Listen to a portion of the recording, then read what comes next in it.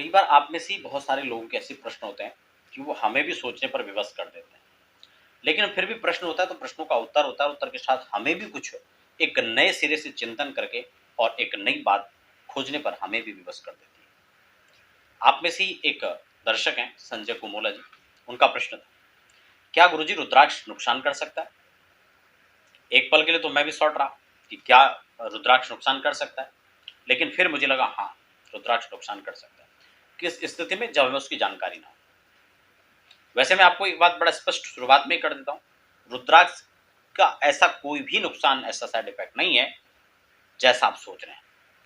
हालांकि पहली बार हेडलाइन देख करके हम भी शॉर्ट हो जाते हैं और हमें लगने लगता है कि क्या ऐसा कुछ है कि रुद्राक्ष के नुकसान भी हो सकते हैं।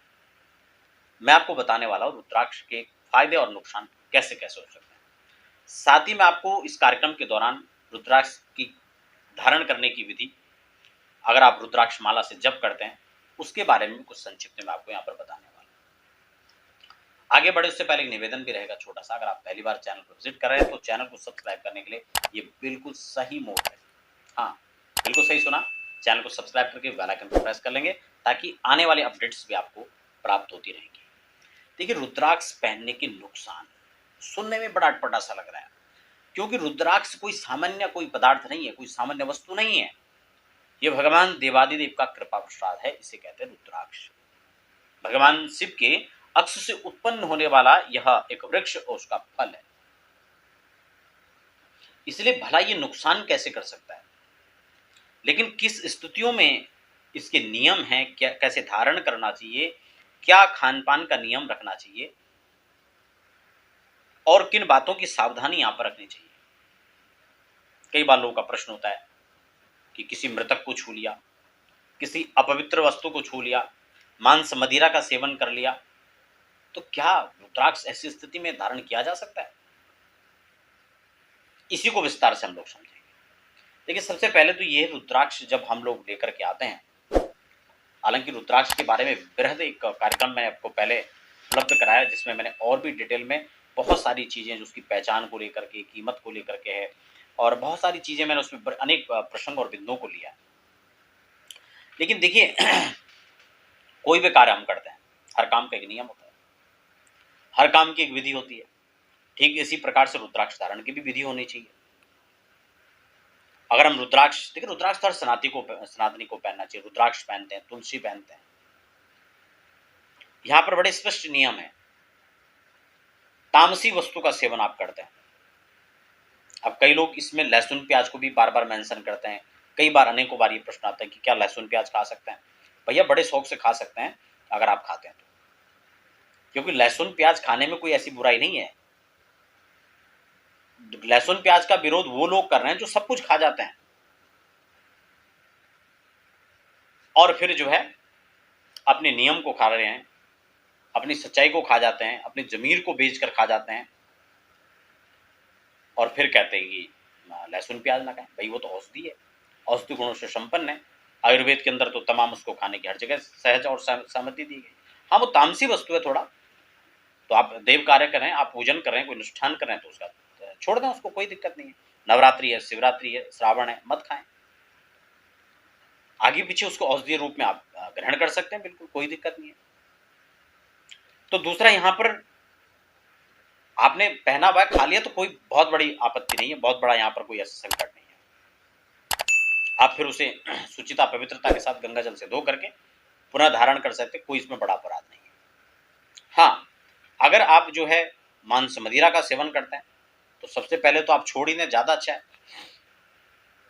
नहीं खाएं तो भी चलेगा ना लेकिन अगर खाते हैं या नहीं रहा जाता तो ऐसी स्थिति में जब खाते हैं तब आप रुद्राक्ष धारण ना करें। भाई, ये है कि रुद्राक्ष धारण करना ही चाहिए। कहीं ना कहीं आपको पॉजिटिविटी बना के रखेगा, वो आपके ऑरा को संभालने का काम करेगा। तो आप जब खाते हैं तब अपना उसको उतार लें, क्या दिक्कत है उसमें। अगले दिन सुचिता पवित्रता अपना स्नान करके आप फिर धारण कर लें, कोई दिक्कत नहीं। मृतक आदि का जैसे यहाँ पर विचार आता है कि शौच और सूतक पातक के अंदर किसी के यहाँ बच्चा हो गया, तो आप रुद्राक्ष उतार कर रख लें। किसी मृतक के यहाँ जाना पड़ गया, शमशान में जाना पड़ गया, तो वहां रुद्राक्ष न ले जाए। और कदाचित अगर भूल से ले भी गए तो फिर घबराने की बात नहीं है, फिर वो मन में संशय नहीं बैठा के रखना है आपको कि हाँ ले गए थे, अब कोई अनर्थ हो जाएगा, बहुत बड़ी समस्या हो जाएगी, नहीं। नकारात्मक विचारों को वहीं परित्यक्त कर दो, स्नान करो, रुद्राक्ष धारण कर रखा है, रुद्राक्ष के साथ ही स्नान करो, कपड़ों के साथ ही करो स्नान, कोई दिक्कत नहीं,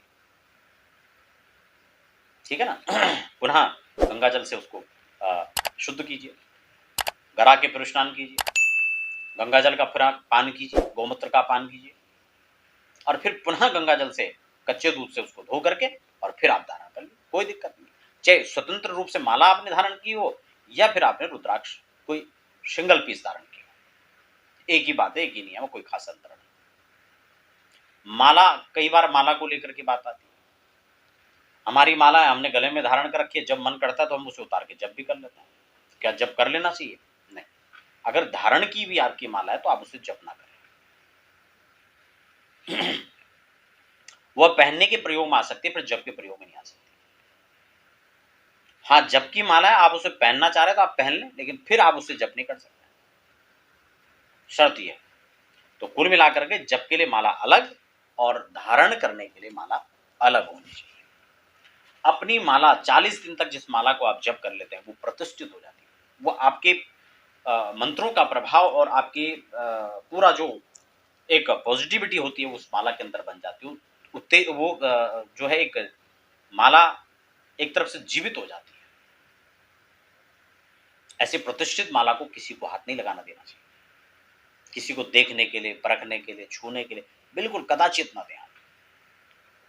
उसको माला झोली के अंदर रखें, जब आप जप करते हैं तभी उसको निकाल के दीपक दिखा के फिर अपना जप करें, अन्यथा उसको बार बार छेड़ना ही नहीं चाहिए। तो ये नियम है जो आपको ध्यान में रखना चाहिए। माला तो हम दे देते हैं कि हाँ जी लो आपको माला दे दें, लेकिन उसके बारे में बताते हैं। तो ये कुछ खास चीजें जो माला या रुद्राक्ष आप धारण करते हैं तो आपको ध्यान होना चाहिए।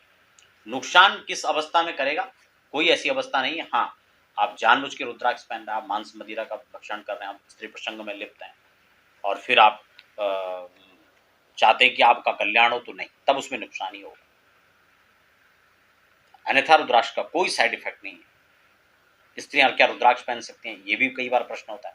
बड़े इजीली पहन सकती हैं और पहनना चाहिए सबको, ठीक है। वो भी जब मासिक धर्म के दौरान होती है 4-5 दिन पहले ही उतार के रख लें, एक दिन पहले, 1-2 दिन पहले उतार कर रखें और फिर अपने सुचिता पवित्र स्नान आदि के बाद फिर उसको धारण कर लें।